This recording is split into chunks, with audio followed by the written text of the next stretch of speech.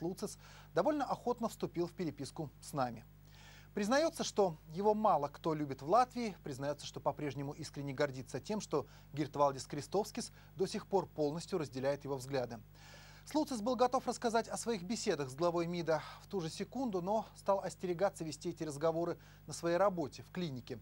Там было проведено нешуточное расследование, и доктор дал слово больше борьбой с русификацией Латвии на работе не заниматься.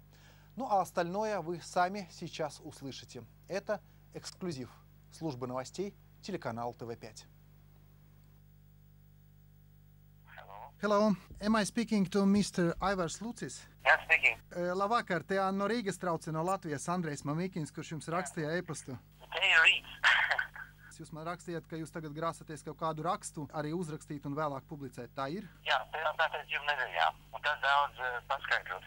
Es visam vajag runāt šodien. Raksts visās Latvijas avīzēs. Es saku jautājums, vai visas avīzes ņems to? Nu, jā, es esmu samaksāts raksts. Viņš neņems, tad vismaz es visām mēģināšu ielikt. Ja jūs varētu to pateikt, kas ir noticis? Jūs zinājāt par Kristovski, par partijas pozīciju pirms tam, pirms gada, pirms diviem? Jā, nu, es jau iestājos pilsēm tieši Kristovska dēļ, kad viņi tā filma padomu stāsts iznāca. Nu, tā bija svarīga filma, un tad viņš sāk to jauno partiju tieši tās filmas dēļ, un viņa dēļ es iestājos pilsētas savienībā. Vai jūs zināt, ka partija tagad nolēma atgriezt atpakaļ jums jūsu naudu? Es minēju ziedojumus, bet arī ne uzreiz, bet pa daļām. Viņi man nav to pašu pateikuši, es to lasu, avīzēs un e-mailos es to lasu, jā.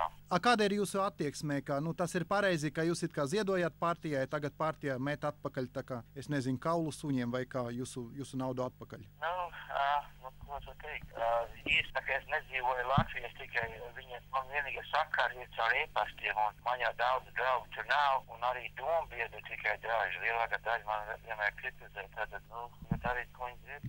Es arī lasīju, ka jūsu klinikā, kur jūs strādājāt, notikusi dienesta izmeklēšana attiecībā uz jūsu gadījumu. Vai tā ir taisnībā, un ja jā, tad ar ko tā beidzas? Es nezinu, par to es negribu runāt. Vai jūs plānojat braukt uz Latviju tuvākā laikā? Tuvākā laikā ne, tikko atgriezos. Normāli braucu uz Latviju 2 reizes gadā, pavasarī un rudenī. Un es jau visiem paziņoju, braucu atpakaļ. Es jau tur biju vēlēšanas laikā. Es jau visiem draugiem paziņoju, ka varbūt pavasaris nebraukšu. Vispār nebrauksiet? Pavasarī ne, bet rudenī droši nākošu gadu. Pavasarī ir, ja nav kas, ko darīt tur, tad jūtas brauciens no šejienes. Tā kā sanāk tā, ka vēl gadu jūs nebūsiet Latvijā, vai ne? Ja būs kaut kas svarīgs, notiks, teiksim, būs ārkārt vēlēšana, kaut kas tāds, tad es braucu pavasarī arī. Bet tagad droši tikai rudenī, bet pa pavasarī es vēl nezinu. Vai jums nebija tādas domas, ka varbūt jums arī pašam būs jāiziet politikā, kļūt par deputātu, tikt pie Latvijas varas un kaut ko darīt politikā?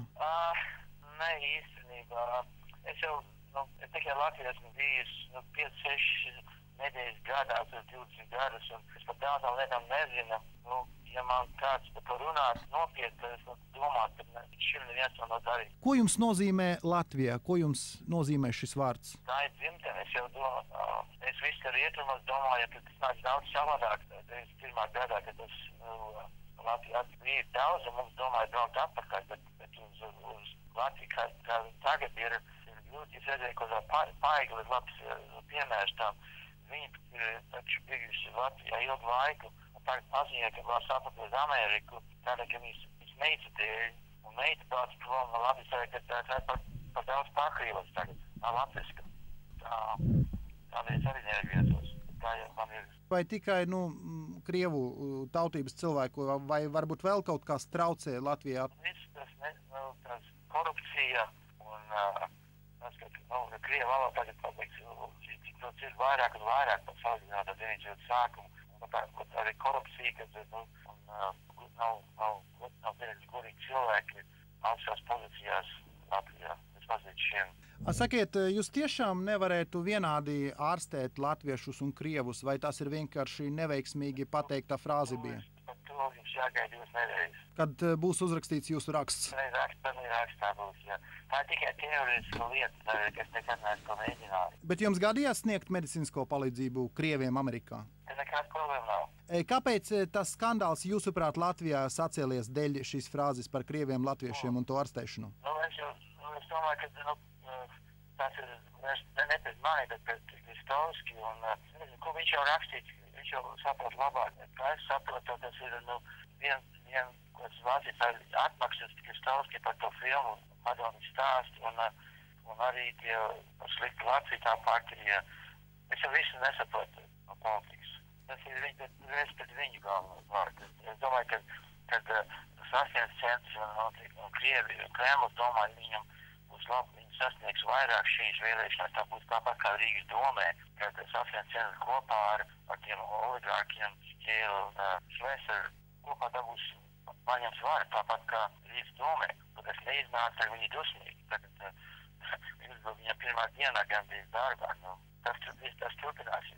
Un tad, laikam, mans pēdējais jautājums ir, ka es neslēpšu, ka es esmu pēc etniskās izcelsmes krievs. Mani sauc Andrejs, uzvārds Mamikins, kā es jums rakstīju. Un mūsu televīzijas kompānija ir Latvijas, bet strādā krievu valodā. Vai jums ir kaut kas nepieņemams, teiksim, mūsu konkrētā gadījumā, mūsu darbā? Protams, nē. Taču, ja krievi lojāli Latvijai, teiksim, ja pusmiljons krievu brauc prom, tas otrs pusmiljons, kas palika, tad tas būtu, es jau daudz plusiņas pie vēlēšanā krieviem. Tautība nav jāpēc, kas notiek Latvijā tagad. Kā jūs varētu atšķirt lojālu krievu no nelojālā krieva? Kur ir tā sarkanā līnija, jūsuprāt? Tas ir grūti, bet viens būtu tie, kas iet 9. māja, tie, kas dos apkārt krievu karodziņiem mašīnās, tie, kas attiecās runāt latviski, atsakās runāt latviski, tad viņi zina, un tad spiež latviešiem runāt krieviski katru dienu. Jā. Tik un tā, liels paldies jums, Sluča kungs, par to, ka jūs piekritāt sarunai ar mums. Paldies jums par šo интервью un visu labu. Знаете, меня уже сейчас мучает интервью. Вот интересно, что завтра скажет глава латвийского МИДа по поводу этих откровений доктора Айвара Слуцаса. Что это смонтированное интервью, что мы позвонили не по правильному телефону, и что на самом деле он, Крестовскис, со Слуцасом никогда не виделся. Или, например, что он скажет про ваше сегодняшнее интерактивное голосование. К этой секунде 578 голосов пришло за позицию, что главу МИДа Латвии за его симпатию к нацистским взглядам нужно лишить гражданства и выгнать из страны. При этом параллельно 192 голоса к этой секунде за вторую позицию министра просто нужно отправить в отставку, потому что он не является дипломатом ни по духу, ни по сути. Таковы итоги интерактивного голосования. Кстати сказать, весь гнев и обвинения в подтасовке фактов испытал мой коллега, журналист-расследователь, создатель сайта pt.com Лата Лапса. Именно на него гнев министра Крестовскиса попал в самый первый день после того, как скандал, что называется, закрутился. Завтра Лата Лапса будет в этой студии в программе «Без цензуры» 18:30. И еще...